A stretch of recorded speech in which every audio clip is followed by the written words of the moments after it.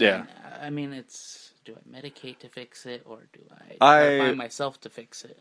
I would not medicate to fix it. The fewer medications, the better.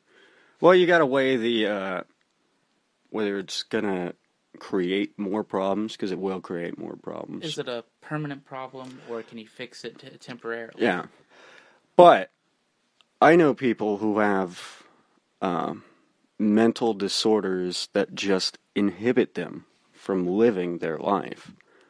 My friend who we were just talking about, it didn't occur to me that a huge factor in our separation could have been that he was depressed, and that he never told me.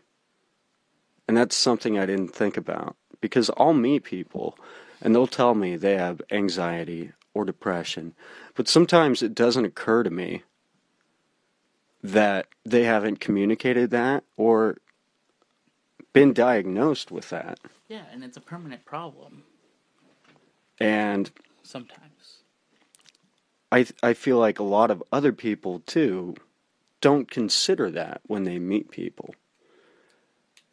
I had a friend have an outburst a couple months ago where he did some embarrassing stuff, right? Mm-hmm. And people were upset with him, right? And when I talked to this friend, he told me, well, you know, I'm on different medications for different things, and I'm experimenting with them, and he's trying stuff out, but he can't help the way that he feels. Yeah. It's not something that he wants. You know what I'm talking about. I know exactly what you're talking about. But yeah, but like for me, you know, it's like I had medication before to help me with these things, and I was great. But I knew that, like, because I have a couple family members that do have to have medication every day in order to be stable, right? Mm-hmm. And for me, I didn't want to be like that. I didn't want to rely on the medication. And that was part of the reason I moved, was so I could be away and get off the medication and stuff. And so since then, been trying to work on fixing it without those kinds of things and not having any kind of outbursts and fighting myself on these inner thoughts, and just to kind of accept that it's just who I am and that I have to figure out a way. Because, like, I mean, if we didn't have a name for it, it wouldn't be anything. So. Do you mind if I ask you what you have?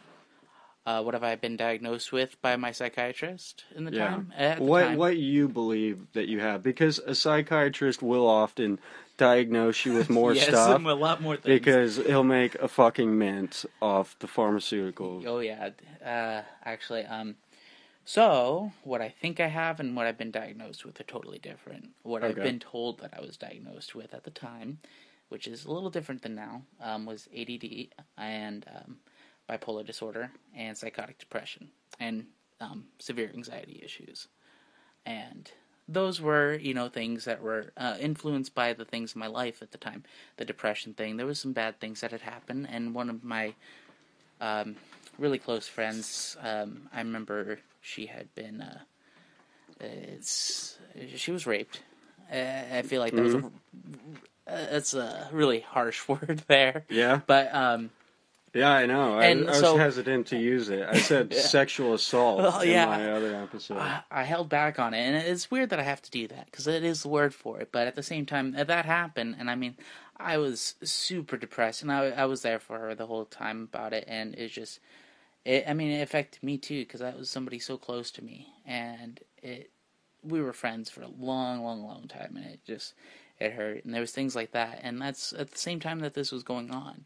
So to diagnose me with a depression issue is different, you know.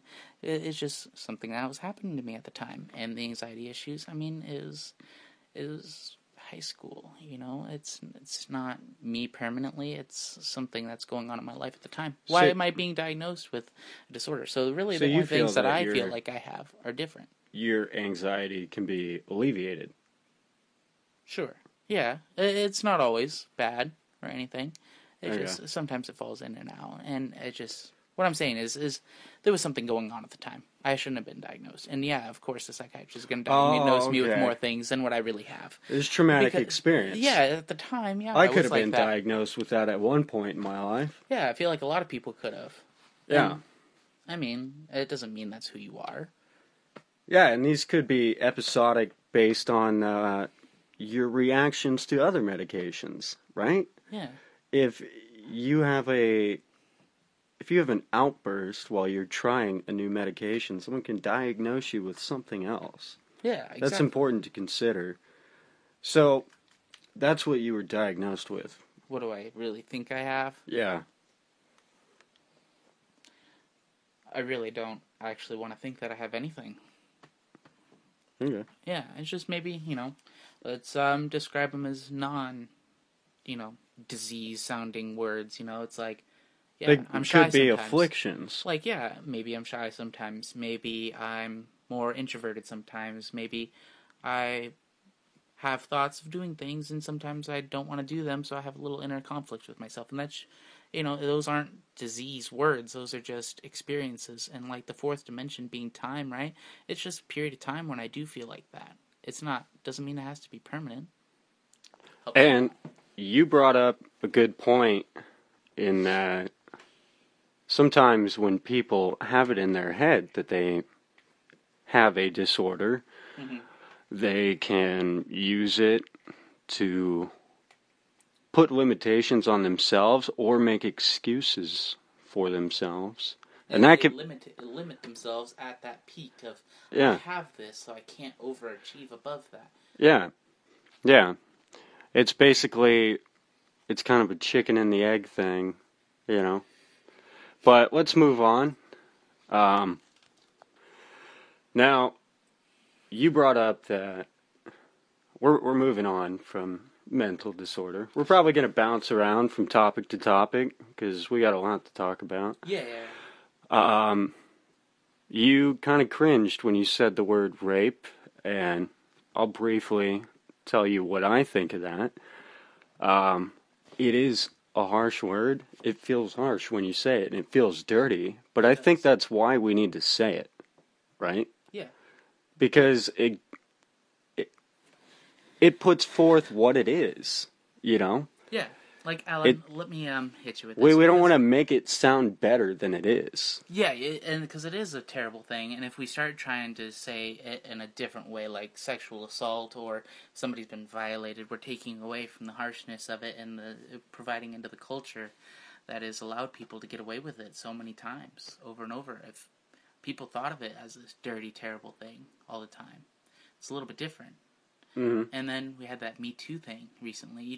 They didn't say I was sexually assaulted or anything, or raped, or because it can mean different things to different people.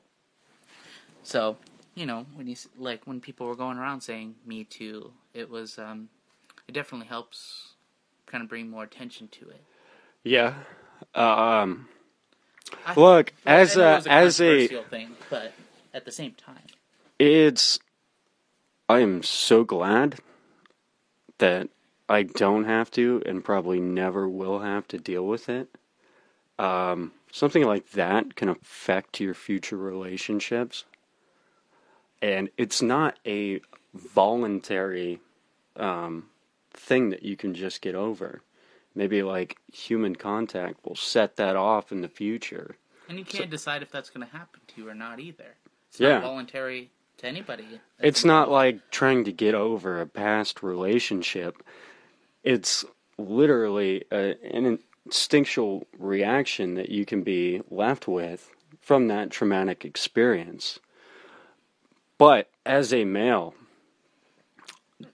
like, I'm kind of ashamed that I have to share like my gender. Blue team and red team. The blue team did it, so you did it. Yeah. Yeah.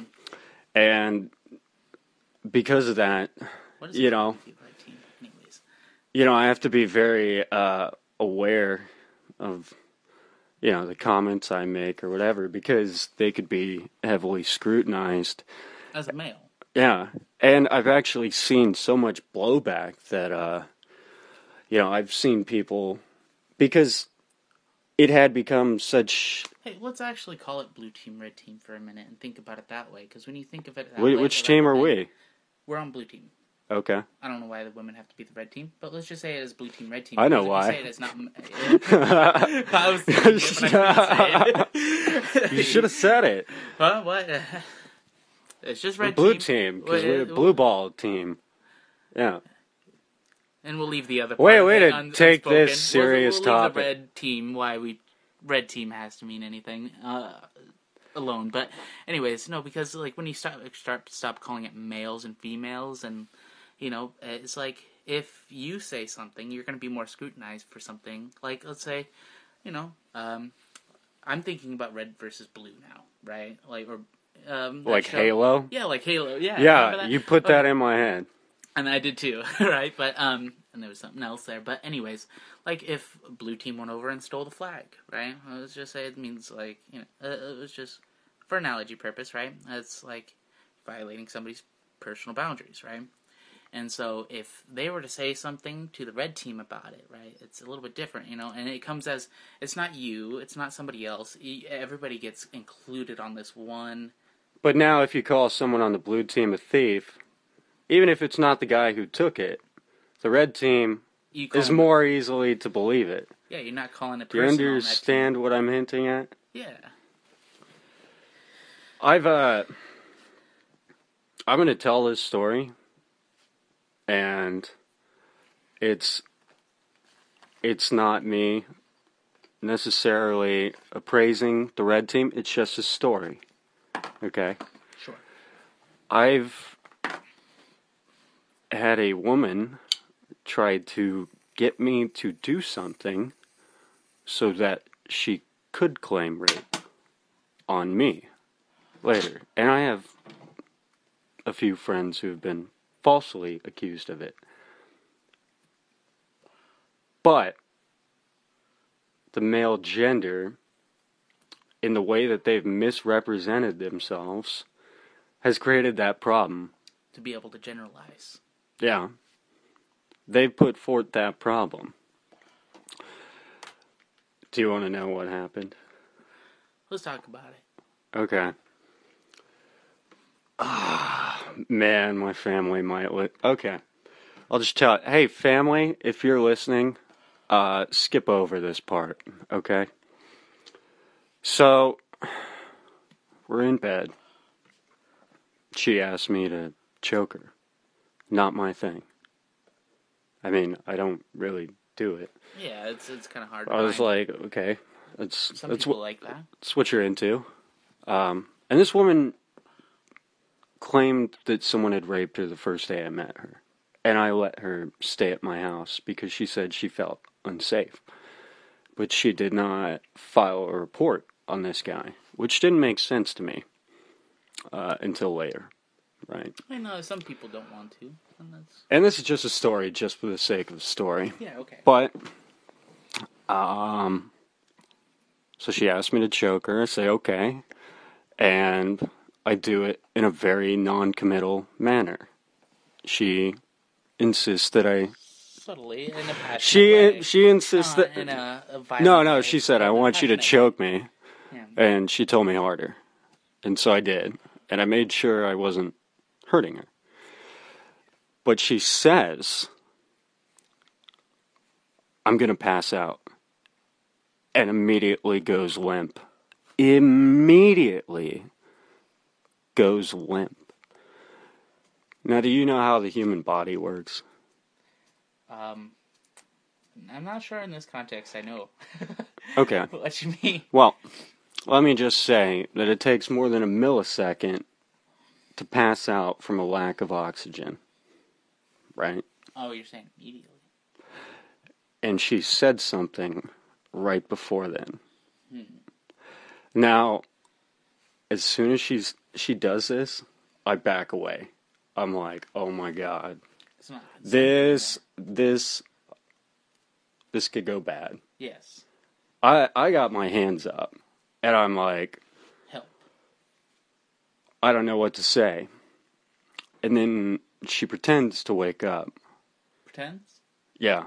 Okay. She's a bad actress. You were there. I wasn't. So yeah. Okay. Yeah. Tell me. I wouldn't accuse her of this if it didn't happen. Okay. And she says, "What happened? I don't remember